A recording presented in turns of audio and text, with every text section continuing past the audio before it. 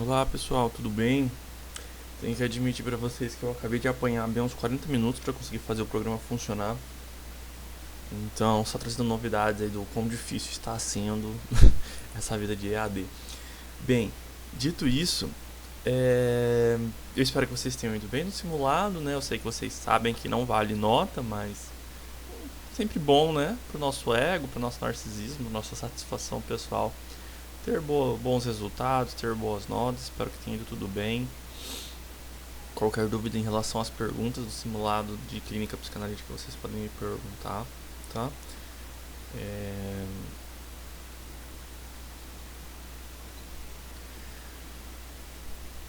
Bem, dito isso, é, vamos então à nossa matéria. Quero dizer para vocês que esse texto ele é muito importante. É bom que vocês leiam ele, tá? O texto propriamente dito. O que mais que eu quero acrescentar, né? A gente até agora viu algumas recomendações de como começar uma terapia, né? Quais são as características do setting, o que se pensa sobre dinheiro, sobre o divã e essas outras coisas. Tudo isso é muito bacana e tal. Acabei de tomar 2 copos de café. Enfim, tudo isso é muito bacana e tal. Aí depois a gente começou a ver a transferência, né? Que a gente começa a entrar numa parte mais teórica, metapsicológica, mas ainda bastante prática, né? Da parte clínica. E agora a gente vai ver o texto Recordar, Repetir, Elaborar, que é bastante metapsicológico, né? Bastante dos fundamentos da clínica. Então ele é um texto um pouco mais denso, né? Em questão de teoria, precisa prestar mais atenção, né? No desenvolvimento dessas informações. E a aula de hoje é uma aula longa, então a gente vai dividir ela em 2 aulas, tá bom? Então uma coisa que a gente tem que ter em mente, né, para começar tudo, é que a repetição ela é quase que intrínseca à transferência, né? A transferência ela é uma repetição, certo? Mas nem toda repetição é necessariamente transferência, mas toda transferência é uma repetição, entenderam? Uma coisa é a repetição, certo? Que nem toda repetição é transferência, mas toda transferência é uma repetição, beleza? Então o que acontece? Quando a gente pensa que a transferência é o maior ponto de trabalho na clínica, né, e ela é uma repetição, a gente tem que entender então qual é a teoria por detrás da repetição, para a gente saber qual é o foco de tratamento que a gente tem que dar, né? Qual é a noção, a visão, então, de propiciar saúde para os pacientes. Como que a gente vai pensar isso? Correto? Bem, então vamos ao texto. Se o aplicativo deixar. Vamos tentar de novo. Aí. Então, antes de tudo, o esquecimento, né? Vamos falar um pouquinho de uma maneira cronológica. Para a gente repetir, primeiro a gente precisa esquecer. E o que o Freud vai dizer sobre o esquecimento, né? Ele vai dizer, então, que esquecer impressões, cenas ou experiências quase sempre se reduz a interceptá-las. Quando o paciente fala sobre estas coisas esquecidas, raramente deixa de acrescentar. Desculpa. Em verdade, sempre soube, apenas nunca pensei nisso. Então o que o Freud está dizendo aqui, né, nesse trecho que eu tirei do livro dele, e vai dizer nos próximos 2 ou 3 slides, é o seguinte, que na realidade a informação ela não é esquecida, certo?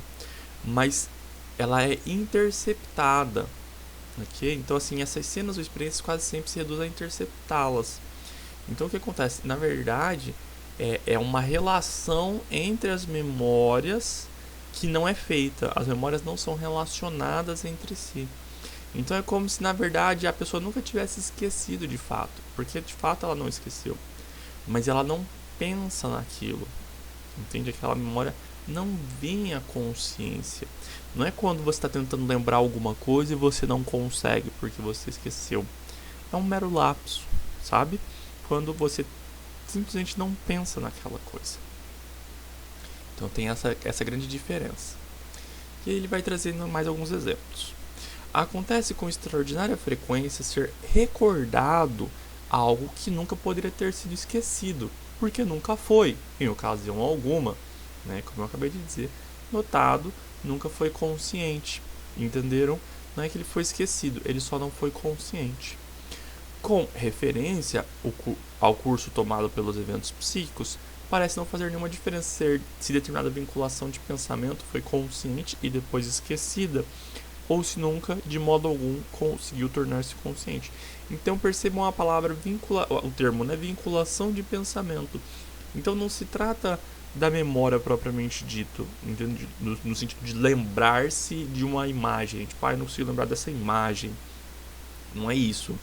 Mas é de esse vínculo de pensamento, né? Essa relação entre os pensamentos, se ela foi consciente depois esquecida ou se ela nunca chegou a ser consciente. E ele diz então que não faz muito sentido a gente ficar debatendo sobre isso, mas é importante a gente pensar sobre essa falta da vinculação. Então, né, nas muitas formas diferentes da neurose obsessiva, em particular, o esquecer restringe-se principalmente à dissolução das vinculações de pensamento, ao deixar de tirar as conclusões corretas e isolar lembranças. Ou seja, não é que a pessoa não lembra, mas ela não consegue fazer uma linha de raciocínio, uma linha, sabe, de pensamento. Ela não consegue vinculando as memórias de forma a gerar um pensamento, né, mais adaptado. Não, adaptado é uma péssima palavra, mas um pensamento bem que de uma certa maneira retome então a toda a existência daquele ser, né, mas que não seja somente um pedaço e que o outro pedaço esteja de alguma forma escanteio, deixado de lado. Então, há um tipo especial de experiência da máxima importância para a qual lembrança alguma, via de regra, pode ser recuperada. Tá? Então a gente sabe que lá, né, antigamente eu quero dizer, quando pequeno, quando criança, né, existem várias memórias que a gente perde, entre aspas, esse perde. Trata-se de experiências que ocorreram em infância muito remota e não foram compreendidas na ocasião, mas que subsequente foram compreendidas e interpretadas. Ou seja, às vezes quando nós somos criança, né, a gente tem certeza de que quando a gente é criança e vai, né, se torna adolescente, adulto, a gente, entre aspas, perde muitas memórias, né? A gente não consegue se recordar de muita coisa. Basicamente dos 4 anos para trás a gente não consegue recordar muita coisa. Mas mesmo as memórias mais recentes, então de 5, 6, 7, 8 anos também, elas também conseguem ser perdidas, né, apagadas de alguma maneira. E aí o que o Freud está dizendo sobre essas memórias que são apagadas? Não é que elas, né, como que eu posso dizer isso? Não importa tanto se ela foi perdida ou não, tá? Mas o que importa é a forma de compreensão dessas memórias. Tá, eu tô fazendo um pequeno deslize teórico aqui, mas eu preciso que vocês tentem me acompanhar. Nesse sentido de a gente tá indo, né, da memória, do esquecimento, para a compreensão, para a interpretação do que se lembra. Tá? Então, tentem me acompanhar nesse sentido. Vamos dar esse passinho aqui. Então, qual que é a importância do que se lembra, né? Ou melhor dizendo, não a importância do que se lembra, mas da interpretação que é dada. Então, vamos imaginar alguma cena, né? Você, quando pequeno, viu alguma cena qualquer e você não conseguiu entender aquela cena. Aquela cena ela não fez sentido para você naquele momento. Mas algum tempo mais tarde, você compreende aquela cena, você entende aquela cena, e aí as coisas fazem sentido para você. E aí você começa a fazer um vínculo de sentido entre as memórias.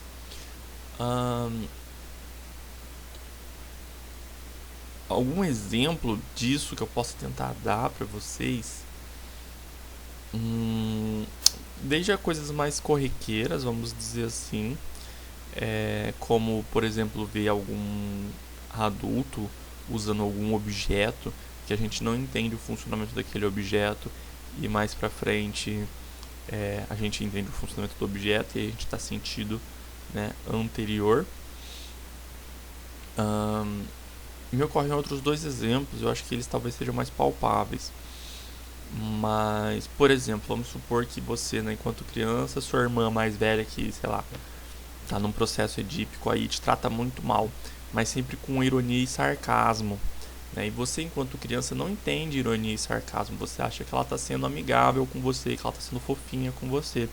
E a partir do momento que você percebe e entende que a sua irmã é irônica e sarcástica com você, que ela não gosta de você, que ela não tá sendo fofinha com você, você ressignifica tudo que estava para trás, né? Então, isso é um exemplo. Ok? Vamos ficar com esse exemplo. A importância desse processo de ressignificação, ou de, na verdade, não é nem uma ressignificação, mas de uma criação de sentido, uma criação de linha de raciocínio, isso pode ocorrer tanto no processo terapêutico, certo? A gente faz esse processo terapêutico, a gente apresenta sentido entre as memórias para os pacientes e às vezes eles reconhecem esses sentidos e por isso, né, ele começa a fazer uma rede de sentidos então entre as memórias deles, ok? A gente apresenta as memórias de maneira vinculada umas às outras. E por um outro lado, isso também está relacionado à perda de memória, né? Então, às vezes, quando a gente não entende alguma coisa e depois, mais pra frente, aquela coisa vem fazer sentido, só que a gente não quer lidar com o sentido que veio a ter, é recalcado, né? Então, tem essas duas relações aí em relação a, né, a significação posterior, né, que a gente chama, né? O a posteriori também é dito dessa maneira, que é quando só mais tarde vem a fazer sentido. Isso acontece tanto nos estudos de teoria quanto na sua própria experiência clínica, na sua própria experiência de análise pessoal, e é um fenômeno que vem desde a infância e que também está relacionado então ao recalque aí dessas lembranças, desses vínculos de raciocínio. Ok, ficou um pouco extenso esse slide, né? Mas não tem problema, eu fiz algumas considerações nesse slide anterior que não vão cair em prova, tá? Elas são assim considerações um pouquinho mais refinadas, que já estão um pouquinho dentro da parte da atuação clínica, no sentido mais de quem vai fazer um ESE mesmo com clínica psicanalítica. ESE é estágio clínico, né? Então também não precisam ficar preocupados de entender assim, as minúcias do que eu disse. Mas vamos seguindo. E a repetição, então, né? Então, de que maneira a repetição se relaciona ao esquecimento? Freud vai explicar pra gente agora. Podemos dizer que o paciente não recorda coisa alguma do que esqueceu e reprimiu, mas expressa-o pela atuação, ou atua-o, também conhecido como act it out, né, um termo em inglês que usa-se bastante na clínica psicanalítica mais freudiana. Acho que Lacan também usa. Mas seguindo, ele o reproduz não como lembrança, mas como ação. Repete-o, sem, naturalmente, saber o que está repetindo.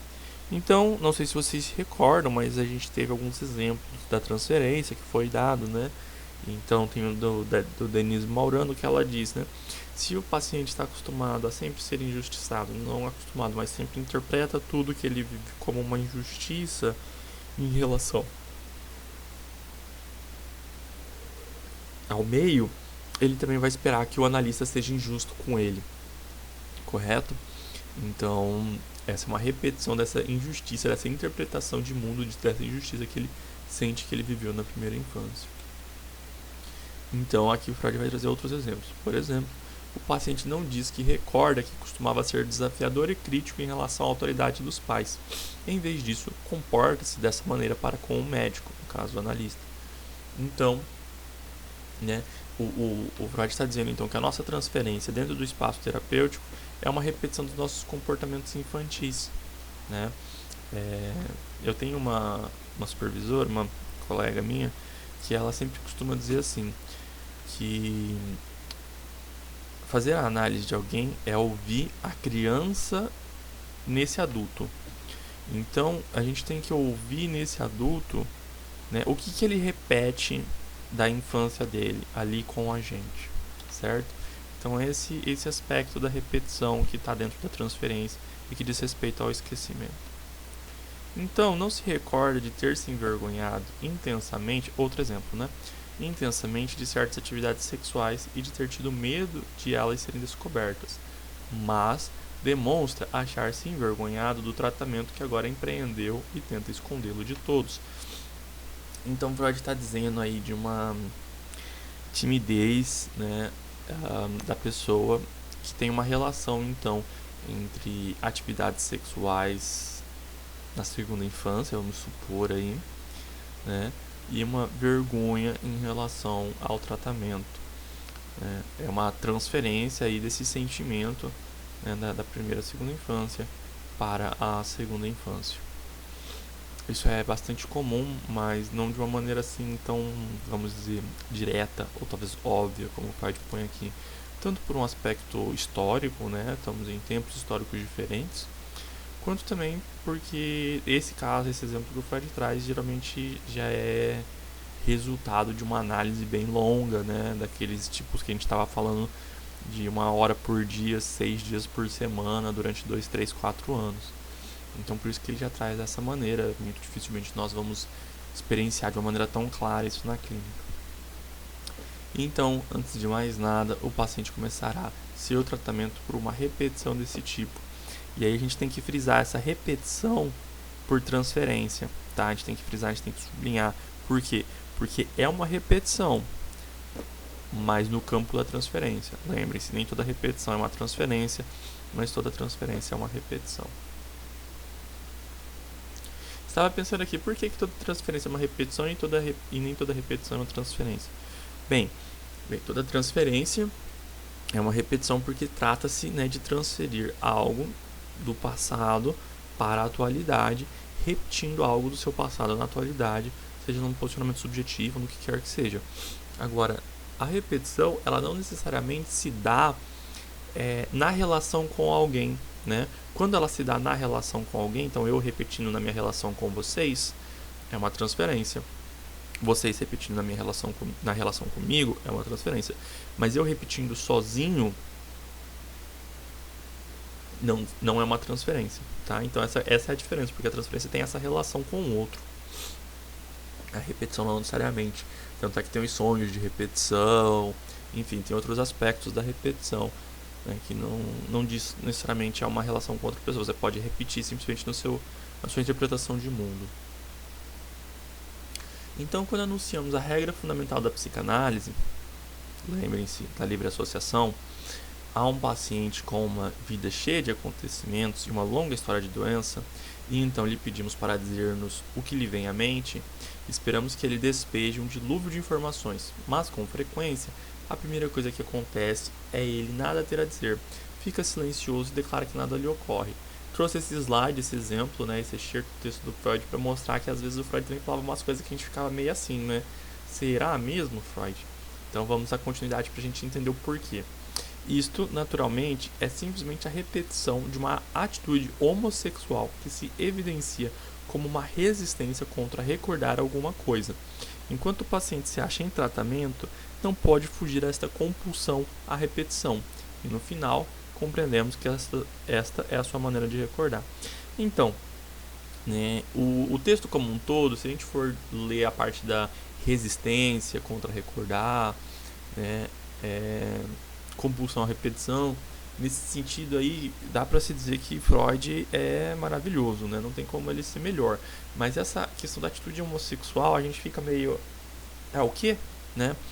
E aí acho que tem duas coisas que a gente tem que levar em consideração. Primeiro, contextos históricos diferentes, né? Então a homossexualidade na época de Freud era vista de uma maneira completamente diferente da atual.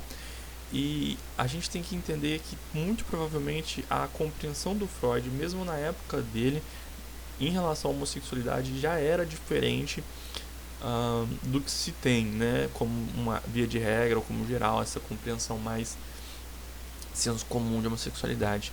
Nesse sentido de atitude homossexual aqui que o Freud está usando, a gente pode substituir o termo como uma atitude passiva, né? Ou uma atitude receptiva, digamos assim. E isso, assim, né, a gente sabe disso quando a gente vai ler os 3 ensaios sobre a teoria da sexualidade. Ele tem um grande trecho só sobre as aberrações sexuais, e numa dessas aberrações sexuais é a homossexualidade, que, né, Freud usa homossexualismo. E aí ele faz toda uma argumentação sobre por que a homossexualidade não deveria ser uma doença, enfim, não uma aberração. É bem bacana, vale a pena dar uma lida. Mas ele se apega muito nesse sentido de passividade, atividade, né? Num sentido não só atividade e passividade sexual necessariamente, mas num sentido mais amplo, né? De uma homossexualidade ou uma heterossexualidade como quase que como correlato de uma atividade, uma passividade, num sentido mais amplo da vida. Então, né, disso tudo que foi dito até agora, tudo isso nos interessa. Mas o que mais nos interessa, né? O que mais é importante pra gente? Então, a relação desta compulsão à repetição. Por que compulsão à repetição? Porque essa repetição que é feita na transferência aqui agora é uma repetição que vem da infância até a atualidade, né? Então, ela é uma repetição que ela vem acontecendo de novo. Por isso mesmo, uma compulsão à repetição, com a transferência e com a resistência, né? Então, qual a relação dessa repetição na transferência e na resistência? E aí é que o texto vai descer mais um pouco. Aí o bagulho vai ficar mais embaixo. Logo percebemos que a transferência é ela própria apenas um fragmento da repetição, e que a repetição é uma transferência do passado esquecido, não apenas para o médico, mas também para todos os outros aspectos da situação atual. Agora, a resistência. Então, eu não vou entrar em resistência, vou finalizar a nossa aula aqui, certo? Porque ela deve estar com uns 20 minutos, um pouquinho mais. Escutem essa aula umas 5 vezes, se necessário, tá bom? Vamos tirar dúvidas sobre esse texto de hoje da repetição na semana que vem. Hoje a gente vai tirar dúvidas sobre o amor transferencial, tá? Mas aí, se vocês já quiserem trazer alguma perguntinha ou outra, não tem problema. Mas entendam bem para a gente poder dar continuidade nesse texto, porque ele é muito importante. Porque o que acontece? A gente precisa entender os fundamentos da teoria para que a gente possa adaptar, né, ao nosso contexto histórico-social. Porque não dá para a gente simplesmente pegar as técnicas do Freud de 1910 e aplicar hoje e achar que vai dar tudo certo, né? Então, qualquer dúvida, entre em contato, mandem mensagem. E vou deixar tudo no Classroom, vou deixar a atividade e tudo o kit, o combo completo pra gente, tá bom? Até mais, gente.